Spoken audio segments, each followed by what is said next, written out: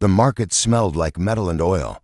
Slaves from many planets sat in cages, cold and quiet. Some looked angry, some looked broken. No one made a sound. Buyers walked through the rows, scanning prices, checking scars, judging silently. But one cage at the far end was different. Inside it sat a young alien girl. She had smooth violet skin, silver eyes, and long white hair that was tangled and dirty. Her arms were wrapped around her knees. She didn't cry or beg. She didn't even look up when people passed. Like she had given up. Most buyers avoided. Her cage, a red warning light above it blinked. Dangerous species. Do not touch. Guards had weapons ready near her cell. Whispers followed her name. She's from the Rudal system. One said, they're killers. Another muttered, cursed. Someone added, but the girl had never hurt anyone. She just stayed still. That day, a human man entered the market. His clothes were dusty, and his face was tired. He didn't look rich or important. His name was Jack. He had a scar over one eyebrow and carried a small bag with only a few credits inside. Jack walked past cage after cage. He looked at each face. Most slaves begged, showed their wounds, or cried for help, but none caught his eye. Until he reached the cage with the violet-skinned girl. He stopped. The girl slowly lifted her head, ready to look away quickly. But this time was different. The man didn't walk off. He was staring. Not in fear, not in anger, just looking. Jack knelt down near the cage bars. What's your name? He asked softly. The girl didn't answer. He tried again, slower. Can you understand me? Still no answer. She looked at his face, confused. His voice wasn't harsh. It wasn't loud. And he wasn't wearing the uniform of a buyer or slaver.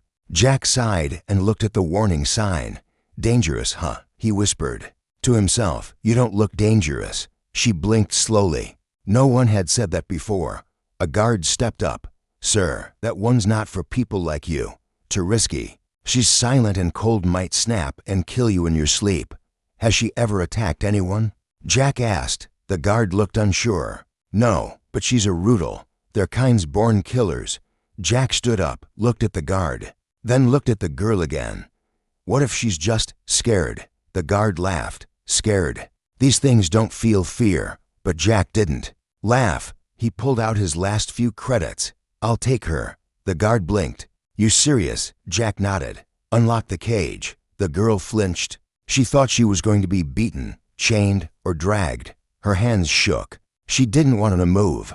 But the human didn't grab her. He took off his jacket and placed it gently on her shoulders. Come on, he said kindly. It's cold. She froze. No one had ever given her anything, not even a kind word. Guards opened the cage, aiming stun guns at her in case she lashed out. But she didn't. She walked slowly, bare feet touching the dirty floor, jacket falling past her knees. As she stepped out, everyone stared. She'll run. Someone whispered. She'll kill him. Another said, but she didn't run. She just walked beside him, quiet, still. As they left the market, the sky above the station looked like a metal dome. It was quiet outside. Jack led her to his old ship, a small freighter barely holding together. The ramp opened, and the warm air from inside hit her face. She stopped. Jack turned around. It's safe, he said. You can stay as long as you want. She looked at the doorway, unsure. You're free now, he added. That word, free. She didn't understand it. She stepped inside. The ship wasn't fancy, but it was warm and clean. A small cot was set up in the corner, and Jack pulled out a blanket. You can rest here. No cages, no chains. She sat down slowly, holding the blanket close. Jack walked to the small kitchen and heated a meal pack. He placed it near her and said, Eat when you're ready. Then he sat far away, letting her breathe. The girl looked at the food, then at Jack. He wasn't watching her like others had.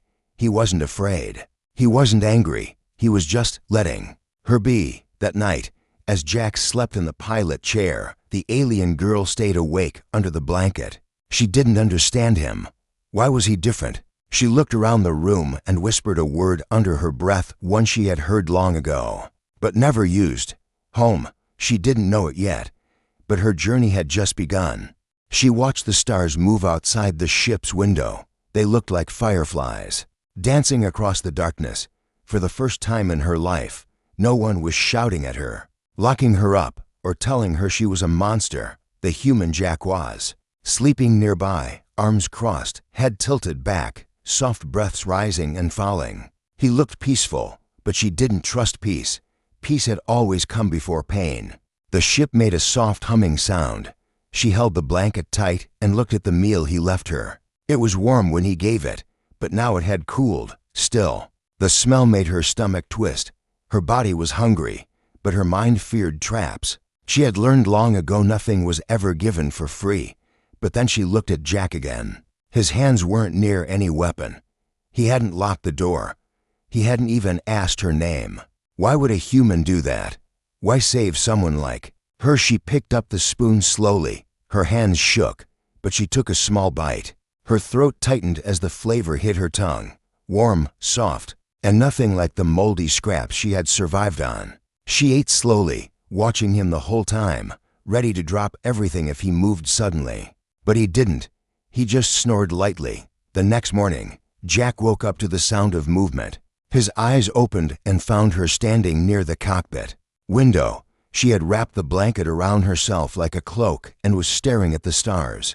He sat up slowly. "You sleep okay?" No answer. He didn't push. Instead, he stretched and walked to the kitchen, pulling out another meal pack. "You can have breakfast if you want. It's the good kind Earth made." She turned her head slightly, but said nothing. Jack placed the pack near her again. "I'm going to check the ship systems. You don't have to talk, but it's okay if you want to." He walked off toward the engine room. As soon as he disappeared, she glanced down at the food again. This time, she ate a little faster. It didn't taste like fear. It tasted like care. Later, Jack came back and found her sitting in the same place. He sat on the floor, keeping a fair distance, and pulled out a small datapad.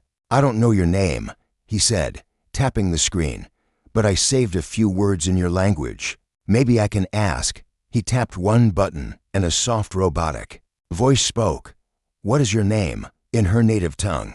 Her eyes widened. She hadn't heard her own language in a long time. Her lips parted, but no sound came out. "It's okay," Jack said gently. "You don't have to answer." She turned her head away. Then something unexpected happened. The ship suddenly shook. Alarms blared. Jack jumped up and ran to the control panel. No asteroid debris," he muttered. "We must have flown into a loose cloud." The lights flickered. She crouched, eyes darting. For a moment, she looked like a wild animal again. Jack slammed a few buttons and managed to regain control. The shaking slowed. The lights returned. "It's okay now," he said, breathing hard. "We're safe." He turned and saw her shaking in the corner, eyes wide, chest rising fast. He took a step forward, then stopped himself. "Hey," he said softly, kneeling far from her. Palms open. "You're safe. Nothing hit us. It was just rocks." Her hands covered her ears. She mumbled something in her language. He couldn't understand the words, but the tone, fear, raw and heavy, said enough. He spoke again, not with words, but with silence. He sat down on the floor and leaned against the wall. He didn't try to touch her. He didn't shout. He just waited. After some time, her breathing slowed. She peeked over the blanket at him. "You didn't run," she whispered. Jack blinked. It was the first time he had heard her voice. "No," he said calmly. "I don't run from people who need help." She looked away again, unsure what to say. "You're not my prisoner," he added. "I didn't buy you to own you. I just saw someone who needed a way out." She glanced back at him. "Suspicious? Why?" He shrugged. "I was alone once too. Someone helped me. I figured, maybe it's my turn." Her fingers curled around the blanket. Her voice was quiet, but steady now. "You don't even know me." "You're right," he said. "But I'd like to." She stared at him. The silence between them didn't feel heavy anymore. "My name is Virela," she whispered. Jack smiled. "Virela, that's a beautiful name." She didn't smile back. Not yet. But her eyes softened. That night, Jack moved her a proper bed into the ship's small guest room. She still locked the door from inside, but she slept For the first time, she slept without fear of chains. And somewhere deep inside, something small and warm began to grow. It wasn't trust yet, but maybe, just maybe it was the beginning. The smell of something burning snapped Virela awake. Her body reacted on instinct, jumping from the cot and scanning the room for danger. But all she saw was smoke rising from the small kitchen area. Jack was standing there, waving a towel in front of the food heater. "Okay," he muttered to himself, coughing. "Lesson learned: don't set the time based on earth noodles." Virela blinked, confused by his calm reaction. On her planet, a mistake like that would earn a beating. Here, it just earned a joke. Jack noticed her standing there, still wrapped in the blanket. "Morning, Virela. Sorry about the smoke. I was trying to make something special. Thought you might like noodles." She tilted her head. "Noodles, yeah. Long, soft, kind of chewy. Comfort food back home." She stepped closer, cautious. Her feet made no sound on the metal floor. Jack smiled and reached for a second pack, this one not burned, and carefully placed it in the heater again. As it hummed softly, Virela sat at the corner of the table. She didn't ask why he cooked for her. She still didn't understand why a human would treat her this way. But her stomach remembered the warmth of the last meal. The food beeped, and Jack slid the container toward her. Steam rose in soft curls. "Try it," he said. No pressure. She picked up the fork slowly and took a bite. Her eyes widened slightly at the taste. Her lips moved like they wanted to smile, but she stopped herself. Jack noticed but didn't say anything. He just ate his own share and watched the stars through the window. After a quiet moment, she asked, "Why do you live alone?" Jack leaned back. "Didn't always. I was part of a crew once. Big ship, fancy contracts. But war came, and the crew broke apart. Some died, others ran, and you didn't. I stayed too long," he said simply. "Got stuck with this old freighter. Been flying solo ever since." Virela was silent, then asked something strange. "Is it better to be alone?" Jack looked at her seriously. "Sometimes it feels easier. But no, it's not better." She didn't answer, but the next bite of noodles came quicker. Later that day, they stopped at a small supply station. Jack docked the ship and stood at the entrance, preparing to go out. "You can stay here," he said. "Lock the door if you feel safer." Virela watched him walk off into the station. She hesitated, then followed a few steps behind, silent. Like a shadow, the station was small, mostly humans, with a few aliens mixed in. As Jack picked up food packs and fuel cells, Virela watched from behind a stack of crates. Then, she saw something that made her freeze.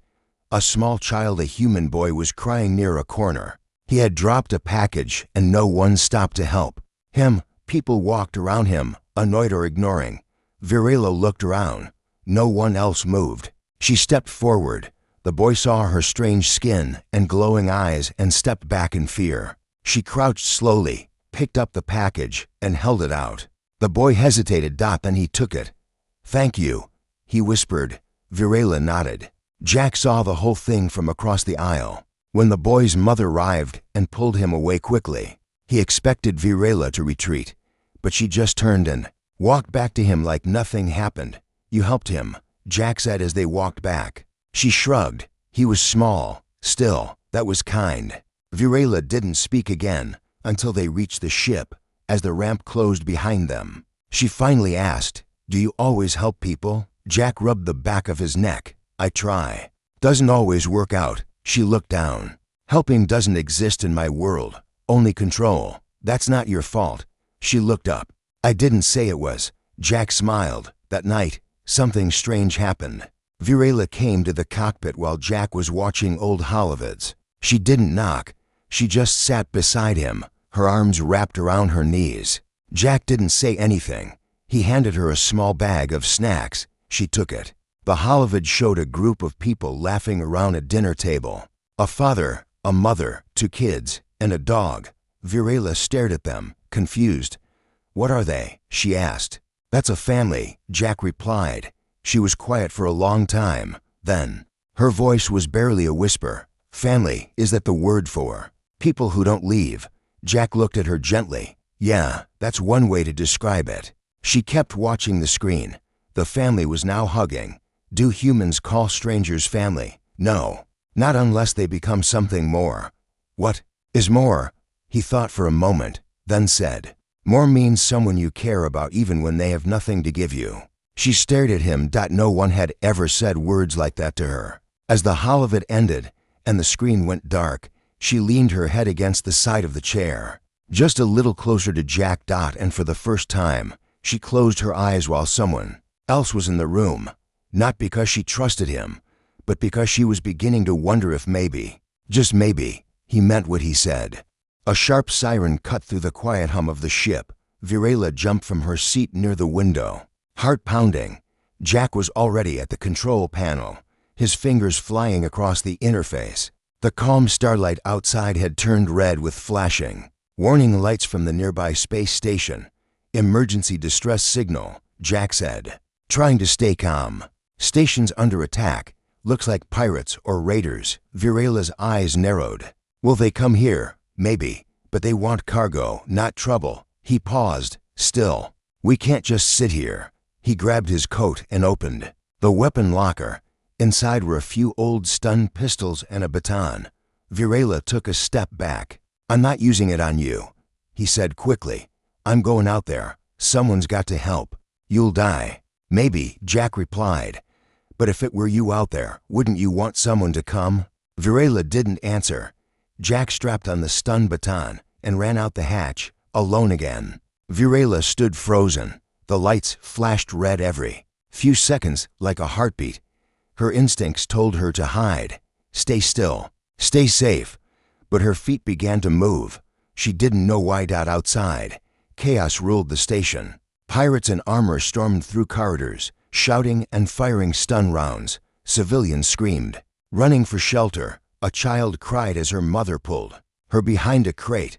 A merchant tried to shield his wares and was kicked aside. And Jack was right in the middle of it, fending off a raider twice his size with nothing but a metal baton and stubbornness. He got knocked down once. Blood dripped from his lip, but he stood back up, swinging again. Virela watched from the upper walkway, hidden behind a support beam. Her heart pounded. He was trying to protect people, strangers. She could have run back to the ship. She did in single quotes T. Instead, her eyes locked on a small child hiding under a broken table alone and exposed. A pirate with a blade turned toward the child. Virela didn't think. She jumped. Her body slammed into the raider from above. They tumbled across the floor. The raiders swung wildly, but she was faster. She kicked the blade from his hand and dragged the child into a shadowed corner. The child clung to her. When she looked up, she saw Jack staring at her from across the hallway. He wasn't shocked. He wasn't afraid. He smiled. Together, they helped escort survivors to the docking area. Jack stunned to more pirates. Virela didn't use weapons. She used her speed, her voice, her presence. Even the raiders hesitated when they saw her glowing eyes in the smoke. By the time security forces finally arrived, most of the civilians were already safe. Later, as silence returned to the station, Jack and Virela sat on a bench. Outside the medbay, his face was bruised, and her hair was full of dust, but they were alive. You didn't have to come, Jack said, holding an ice pack to his jaw. You were alone, she answered. No one should fight alone. He looked at her with something like pride. One of the human officers approached. Sir, you saved a lot of lives today. Both of you. Jack stood slowly. She's not just a passenger. She's part of my crew. Now, the officer raised an eyebrow at Virela. You one of those brutal types. Virela tensed. Jack stepped forward. She saved a kid today. Carried him through crossfire. Didn't stop once. That enough for you? The officer looked at her again, this time without the same judgment. Guess that's more than most do. Virela stayed quiet as they walked back to the ship. Inside, everything was as they left it, calm, warm, quiet. Jack dropped onto the chair with a groan. Remind me never to fight pirates before breakfast again. Virela stood near the door, unsure. You told them I was part of your crew. Yeah. Why? Because you were out there with me, she frowned. But I'm not strong. I'm not trained. I've never been part of a crew. You're here. That's what matters. She sat across from him. I've never had a place before. Jack leaned forward. Well, now you do. If you want it. She looked around the ship. It was small, dented, old, but it felt different now. Like the metal walls remembered her. Bravery, like the stars outside, were no longer far. I want it, she whispered. Jack nodded. Good. He said, because I already gave you your own locker. She blinked. Locker? For your stuff. Clothes, snacks, that kind of thing. She tilted her head. I don't have stuff. You will, for the first time. She smiled just a little, later. While Jack snored softly in the pilot's seat again, Virela sat beside the window, legs tucked under her. She placed her hand against the glass. Out there was the same cold galaxy that had once caged her, hurt her, forgotten her. But in here inside this old ship with its human pilot was something new. Not safety. Not freedom. Something else. Something warmer. She didn't know the human word for it yet. But she knew how it felt. And it felt like the beginning of something she never believed she could have. The ship's alarm buzzed softly, not a warning this time, but an incoming call. Jack glanced at the screen inside. The signal was encrypted, old style, and ugly. That meant trouble. Unknown source, the system announced. No ID, untraceable. Jack rubbed his temples. Only one kind of people send untraceable calls. Virela sat nearby, quietly watching. She had learned to read the tone in his voice. This one was tight, like something heavy was pressing on his chest. The call connected. A gruff voice came through. You picked up something that doesn't belong to you. Jack leaned forward. Say that again. You heard me, human. That Rudel girl, she was marked as unsold. She's property of our syndicate. Virela's spine stiffened. She didn't move, but her fingers curled into fists. Jack's voice stayed calm. She's not property. She's a person. The voice chuckled coldly. We don't care what she is to you. You got one day. Hand her over, or we'll take her. And believe me, you don't want that. The transmission ended. Jack stared at the screen, jaw tight.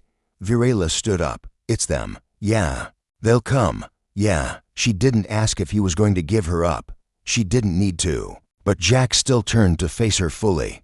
Virela, listen to me. You don't owe me anything. If you want to run, I'll help you get away. But I'm not giving you back to them ever. Her voice was low, steady. I'm not running. Not this time. Jack nodded once. Then we prepare. They changed course, heading toward a mining belt filled with electromagnetic interference. A good hiding spot if needed. But hiding was only part of the plan. Jack opened his weapon locker again. This time, he handed her a small pulse knife. I've never held a weapon, she said. It's not for attack, it's for choice. She stared at the blade, then slowly tucked it into the side of her belt. The next 20 hours passed in silence. Jack worked on reinforcing the ship's shields and engine output. Virela practiced moving through the narrow halls quickly, memorizing escape paths. She even practiced locking the cockpit from the inside. Jack didn't stop her. He just watched. Night came, and she sat in the engine room while he adjusted the core systems. The hum of the ship made everything feel to calm. She broke the silence. If they board, they won't take me alive. Jack looked up, his face shadowed by the low lights. They won't take you at all. She turned away. They used to make us fight. Sometimes just for fun.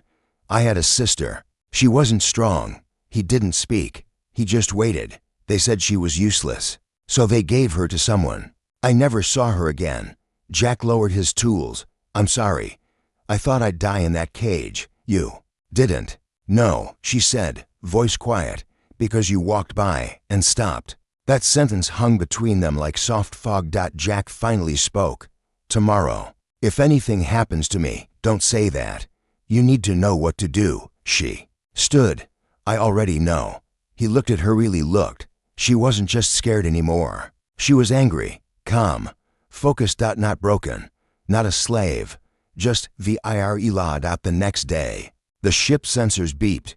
To vessels incoming, Jack said. Light armored, fast, but not military. Syndicate style. Virela stood behind him, pulse steady. They're hailing us, he said. Don't answer, she said. Jack smirked. Agreed. The raider ships closed in. Weapons powered up. Jack flipped switches fast. Hold on. The freighter dove hard, spinning between asteroid chunks, moving faster than a ship its size had any right to. Jack knew every creak in the engine and pushed it to the edge. Virela held onto the railing, watching the screen. They're splitting up, Jack said, trying to corner us. He led one ship into a narrow pass, then hit a decoy flare and looped back. The first ship crashed into rock. The second came closer. They're locking on. Virela didn't wait. She ran to the rear hatch. What are you doing? Jack shouted. I have an idea. She opened the maintenance hatch and dropped a canister of reactive fluid flammable in open space, then triggered its release as the enemy came near. A sudden blast of flame blinded the second ship's sensors. Jack spun the ship and fired the single defense turret. It wasn't much, but with the enemy off balance, it was enough. The shot hit their fuel line. The second ship drifted. Silence filled the cockpit again. Jack exhaled. Virela walked in slowly. Her face had soot marks, but her eyes were bright. You planned that? Jack asked. No, she said. It just made sense. He shook his head. Remind me not to underestimate you. You already stopped underestimating me. He chuckled. Yeah, guess I did. Later, when the ship was quiet again, and the stars looked peaceful once more, Virela sat beside Jack. You risked everything. She said, so did you. Why? Because you're not cargo. You're not a slave. You're someone worth protecting.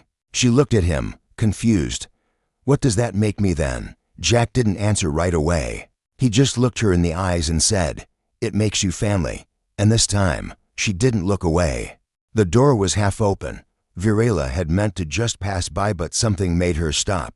Jack's voice was coming from inside, low and serious, not the voice he used with her. This one was different, tired, heavy. She leaned closer. She's not a pet, he was saying to someone on a call. She's not cargo, not a science project, and definitely not your damn research sample. She's a person. The voice on the other end crackled. You're asking for trouble, Jack. The Council doesn't recognize Rudal as protected beings. If you want to risk your license, your ship, your life, that's on you. I didn't ask for permission. Jack snapped. I'm telling you, she's under my care. She's my responsibility. A pause. No. Jack continued. She's not just that.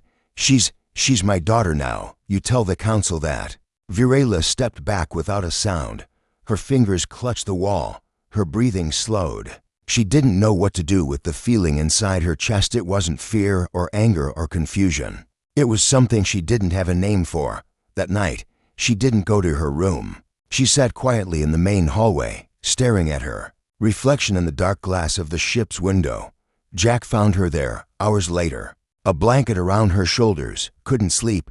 He asked gently. She nodded. He sat beside her, careful not to crowd her. They stared out together. After a long silence, she finally asked, you told them I was your daughter? He didn't answer right away. Yeah, I did. Why? Jack rubbed his hands together.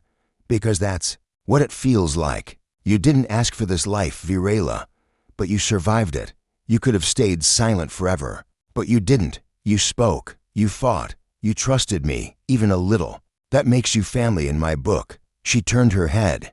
Do humans just decide these things? Sometimes, yeah. Sometimes family isn't blood, it's choice. Her voice lowered. I've never been anyone's daughter. Jack looked over at her, eyes kind.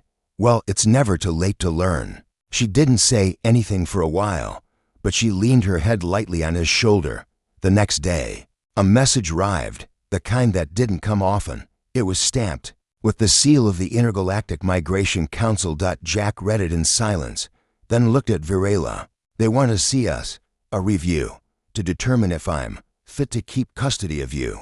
Virela blinked. Custody. It means they want to test whether I'm allowed to treat you like family under law. And if they say no, they'll try to take you. She stared at him. Jack leaned forward. We don't have to go, no, she said quietly. We do. 3 days later, they landed on a clean, cold world. White buildings, white clothes, white faces.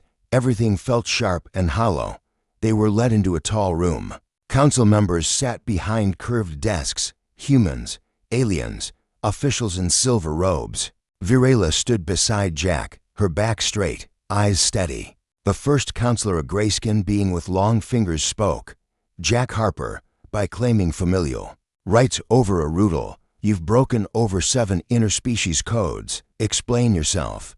Jack didn't flinch. She is not a code. She's a person. Murmurs filled the room. Another counselor said. The Rudal were deemed unstable after the Savas uprising. No one has applied for protection status for one of them in over 12 cycles.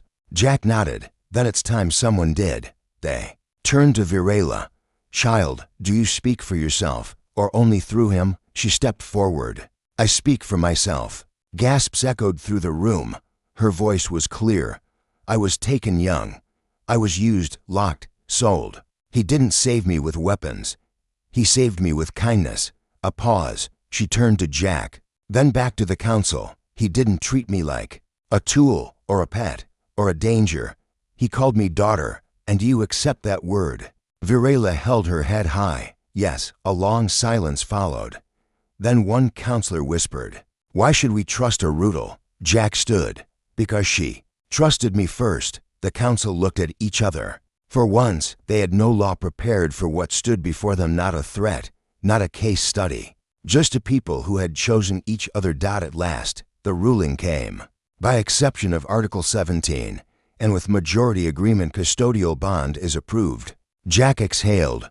Virela didn't move. She couldn't. She was afraid it wasn't real.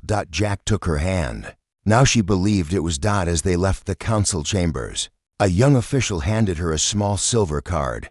She read the words printed in human language, registered dependent, Virela Harper. She traced the letters with her finger. She was no longer a number, no longer a cage. She was Virela Harper, daughter of a human, daughter by choice. The station's lights shimmered against the hull of Jack's ship as it pulled away from the cold white world. Behind them, the council chambers grew smaller and smaller until they vanished into the stars. Virela stood near the window, her hand resting on the smooth glass. Her eyes followed the fading shape of the world that had just declared her more than a thing, more than a name, more than a Rudal. She was someone's daughter now, and the stars didn't feel as far away anymore. Jack sat in the pilot seat, humming an old Earth song, completely off-key. He wasn't nervous anymore, just tired. The kind of tired that comes after a long fight you never really believed you'd win. You did it, Virela said softly. Jack turned in his chair. We did it. She walked over and handed him something small, her old identification tag. The one burned into the edge of her coat lining when she was sold. Jack looked at it. He didn't ask what it meant. He just dropped it into the incineration unit and pressed the button. A flash of orange flame erased it from existence. You don't need that anymore, he said. She nodded. A few days later, they arrived at a small trade colony, one that owed Jack a few favors. Nothing fancy, just a place with working engines, markets, and warm bread. As they walked through the market, Virela stayed close to him, but she didn't hide behind his coat like before. She walked beside him. Her hair was cleaner now, tied loosely behind her head. Her steps were still quiet but not afraid. A merchant called out, offering hand-woven scarves. Jack waved him off, but Virela paused. She pointed to one. It was soft, blue, embroidered with silver thread. The merchant raised an eyebrow. You want that one, girl? She didn't answer. Jack stepped in. We'll take it. They walked off together, the scarf now wrapped gently around her neck. Later, they sat near the docks, eating something fried and oddly sweet. Virela looked up suddenly. What happens now? Jack shrugged. Whatever you want. We could keep flying or settle down. There's work out there, clean kind. You're old enough to choose now. She thought for a moment. I want to keep flying. Jack smiled. Me too. Then she turned to him with a quiet seriousness.